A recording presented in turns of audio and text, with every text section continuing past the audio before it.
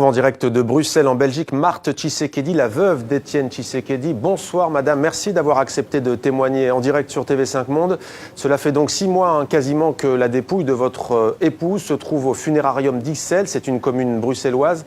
Comment est-ce que vous vivez cette situation ? Merci monsieur d'avoir me recevoir sur ce plateau.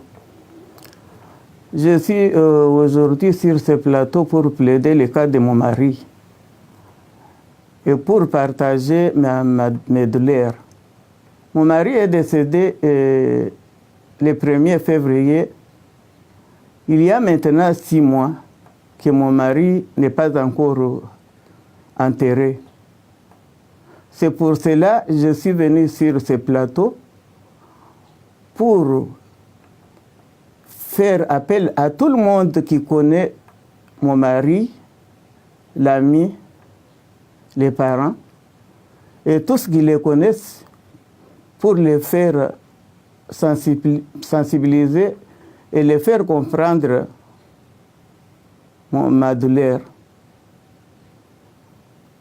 C'est pourquoi je sensibilise tout le monde qui m'écoute à cet instant. Quelqu'un est décédé il y a 6 mois et le gouvernement congolais ne veut pas qu'on aille l'enterrer dans son pays natal où il doit aller se reposer en paix pour toujours, éternellement.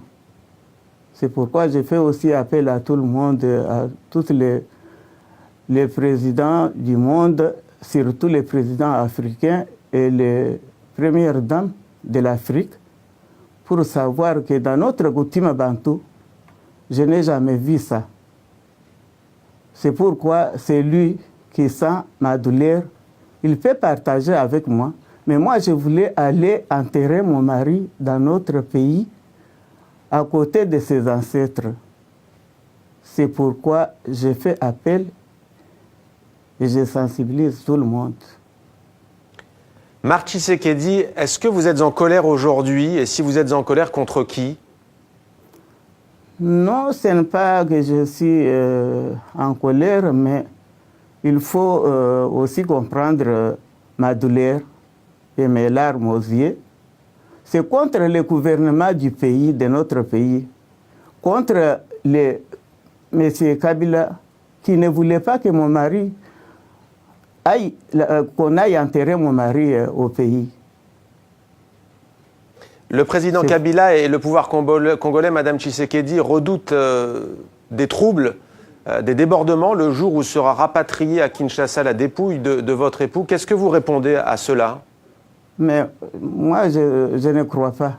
Puisque l'année dernière, nous étions descendus avec mon mari au mois de juillet, mais il y avait des millions de personnes, mais il n'y avait pas de débordement. Tout le monde nous a accueillis vraiment avec la joie jusqu'à notre résidence. Mais je ne crois pas qu'aujourd'hui ça sera débordé. Si ça sera débordé, alors ça sera de leur côté. Marthe Tshisekedi, on vient de le voir dans le sujet que nous avons diffusé, il y a eu parfois des querelles, entre guillemets, sur le lieu même de la sépulture de votre époux, de votre défunt époux.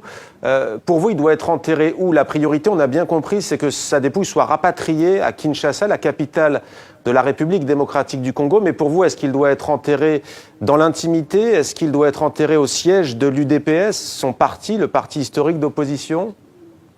Mais tout ça, on avait suggéré, on avait demandé, mais le pouvoir en place ne voulait pas, mais le pouvoir en place nous avait proposé de faire toutes ces choses ensemble, de mettre en commun pour faire ensemble la dépouille mortelle de mon mari. On était tombé d'accord sur 3 choses, et puis il y avait le gouvernement, la famille biologique, et les familles politiques. Mais la famille biologique a déjà signé, la famille politique aussi a déjà signé, mais il reste que le gouvernement, il n'a pas signé. Au moment de signer, Alors c'est le moment que vice-premier ministre de l'Intérieur a fait des voyages d'aller de gauche à droite, mais on dirait qu'il n'y a pas quelqu'un d'autre qui peut signer à sa place. C'est pourquoi jusqu'à aujourd'hui ça traîne. Madame Tshisekedi, pour terminer, on a entendu votre appel lancé aux chefs d'État de ce monde et à leurs épouses, aussi celles que l'on appelle les premières dames. On sait que le pays duquel vous nous parlez ce soir, la Belgique, a des liens très particuliers avec le Congo-Kinshasa. On sait aussi que la France a des liens importants avec ce pays. Est-ce que vous vous adressez en particulier à un président ou à une première dame ce soir? Non, mais j'avais déjà... je m'adresse à toutes les premières dames du monde, à toutes les premières dames d'Afrique surtout,